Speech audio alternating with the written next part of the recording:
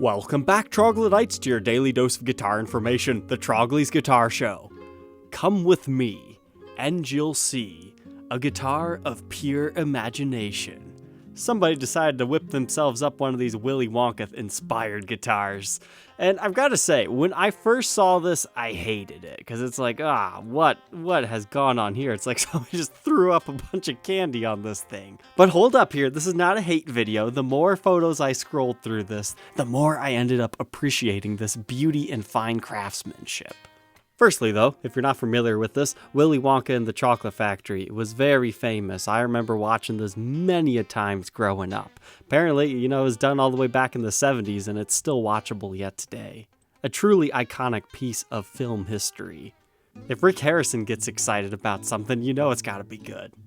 So let's dive in and dissect this guitar. First off, the body shape. This kind of reminds me of like an ES-125? Or some sort of similar non-cutaway arch top guitar. If anything, it's more like an acoustic guitar just without the middle sound hole, and now we've got pickups and stuff. But we have a purple quilty top here, adorned with a whole bunch of stuff.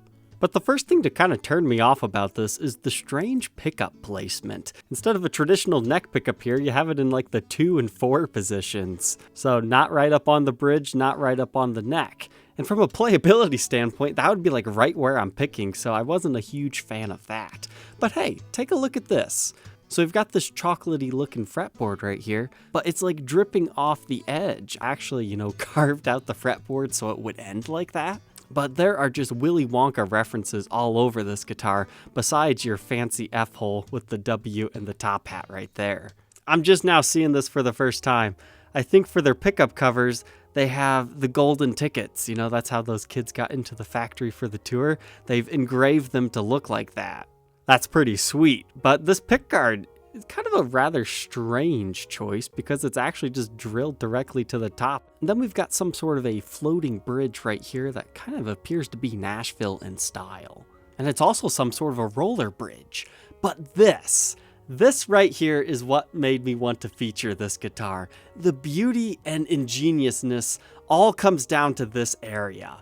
So you've got a legitimate Wonka bar right here, and they use that for the string through ferrules on here. I'd imagine that they had to hand paint this. It's got a bite taken out of it. It's unwrapped. I mean, they could have easily just, did a regular wrapped Wonka bar, but they took this a whole step further. But then, take a look at these knobs. They're everlasting gobstoppers, just like the original one. I brought up Rick Harrison before because he actually bought one of the originals from this movie. But those are definitely some freaky knobs right there, with superior gripping technology. And I just love the fact that they're so gigantic. They did not have to be that big, but they are. And now that we can see the side, you can see that it continues on to where the strap button is.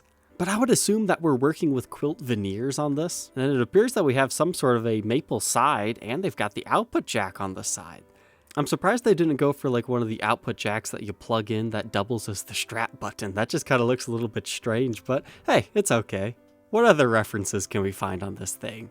When you flip over to the back, you have the original Willy Wonka there. I'm not a huge fan of the art style of that, and that's what initially made me not fall in love with this guitar, but once you see all these other really nitty-gritty fine details, I mean, look at how they staged these photos. They broke into some factory to try to make it look like they were taking it at the original place. You got the Wonka bars and other Wonka products here. Fizzy lifting drinks, perhaps.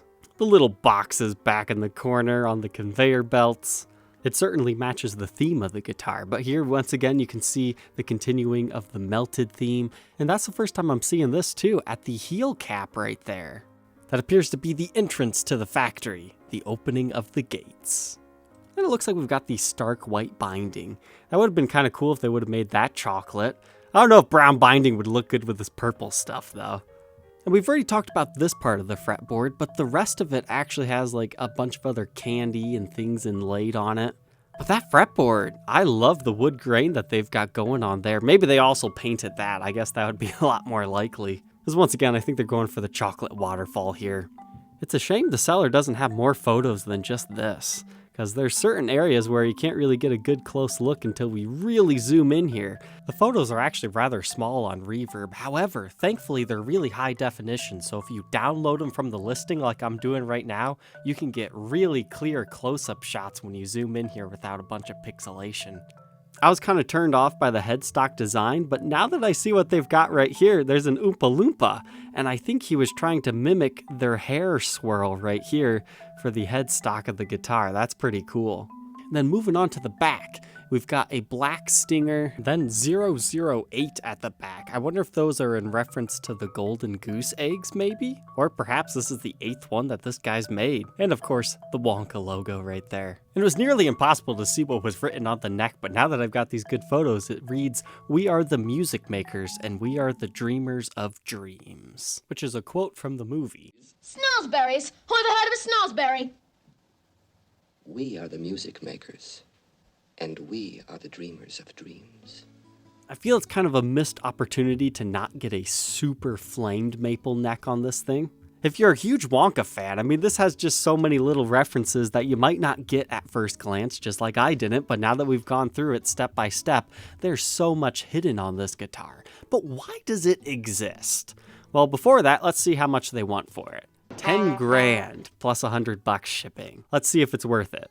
So down here, once again, they tell us it's called Pure Imagination, and it's a Super Jumbo 6-string acoustic with 2 Seymour Duncan twin humbucker pickups. Huh, that's strange. So if it's built, is it a flat top acoustic? Oh, I was thinking it was like an arch top, but I guess now that I see all the other stuff, that makes more sense that it's flat top. I don't ever think I've seen a flat top with pickups like that. Is that gonna feedback like crazy? I wonder if they did something in the middle for that. But once again, quilted maple top with maple back, sides, and neck. But this was made by Oak Creek Guitars in San Diego for their County Fair's Design and Wood show. Jeez. Imagine if this is your competition for something like that. How is anybody else gonna compete? Here's where it tells us the golden ticket on the pickup covers. Did we miss anything else? We got the gobstoppers. We got the Oompa Loompa, the Wonka Bar tailpiece. Okay, it does say candy inlaid on the fretboard. I wonder what they used. That sure looks like paint to me. Oh, and apparently they inlaid Gene Wilder's character onto the back.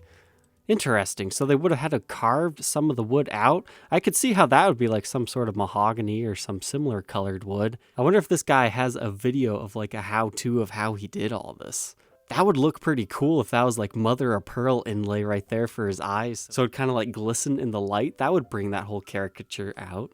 And apparently that artwork style was done by a Chicago artist named Jeff York. Yeah, wow, 20 kinds of wood and materials. Okay, new respect for that, that's for sure. But it is nice that they do have a little photo of what I assume is the guy who made this. I mean, it's a fantastic masterpiece. I can definitely see somebody dropping 5 figures on this, you know, just to have a unique piece within their collection. I mean, you'll never see something like this again. I don't think he's being too overzealous with his price, but it appears he's open to offers, so feel free to check out that Reverb link in the description. It's an affiliate link, so if you do happen to purchase it through there, you'll also be supporting the channel. But this guy needs to do a world a favor and take a nice little video of this thing so we can actually see it in person, see all the stuff move. I mean, what else does this guy do? Oh, interesting. So it's not just the Wonka one, he also did an Alice in Wonderland. All right, so maybe it's not the Oompa Loompa, or maybe that's just a, a coincidence. I don't know how I feel about this one. Oh, nice. I like that checkered back of the neck. I'm gonna have to think about doing that on like a custom order or something. That's interesting. Jeez, that's not even paint. It looks like they did the whole inlay thing again. Wow, I bet that would look fantastic in person. It looks like we've got the clockwork theme on the back of the heel cap. Nice little touch of the Mad Hatter's hat there. And I like the checkered binding on this one. It looks like we got a teapot right here. And whoa, a whole bunch of stuff going on for the fretboard. And I like the design here. I can see why this one hasn't gotten as much media attention. And that just goes to show you that it's the purple finish that made people fall in love with this one. It's got all the other cool stuff to it, but this one just doesn't quite pop as much. If this one would have been purple with a quilt top, yeah, maybe then it could have sold, but it looks a bit plain. Maybe they could have checkered it, because the back is absolutely gorgeous. I love how dark and simple it is, and that checkered neck. Oh, nice, you even get the Queen of Hearts on the back. And the side fret markers are little keys, nice. This one just keeps giving you a whole bunch of stuff. Let's see, what else do they got? A Beatles influenced one. This one appears to be some sort of an acoustic bass. It appears this guy likes to do acoustic stuff. It looks like you got the Fab 4 right there within your sound hole. Big old thick bass strings. Obviously stylized after his like violin looking bass. I would be scared about making something about these guys and then selling it as a brand new instrument, so I think there's a reason why this one's labeled, very good, not brand new. The very iconic scene right here, inlaid in mother of pearl or something similar, and each of the 4 guys. Ooh, that's interesting. British flag meets zebra stripes. Oh, it appears he makes more than one, so maybe he has made some sort of a business out of making these things. That finish doesn't look so good on the backside of the headstock, though. Everything else looks pretty good. It appears they do custom stuff and inlay work, so if you want to reach out to them, maybe they can give you a quote. Now that I've taken some time to look at all 3, it really is the inlay work that kind of stands out and sticks with you. Unfortunately, I don't have any playing samples of any of these guitars, but the only question left is, would you rock the Willy Wonka themed Super Jumbo guitar or not? Leave your answer down in the comment section below. Don't forget to like, comment, and subscribe, and we will see you tomorrow on the next episode. Take care.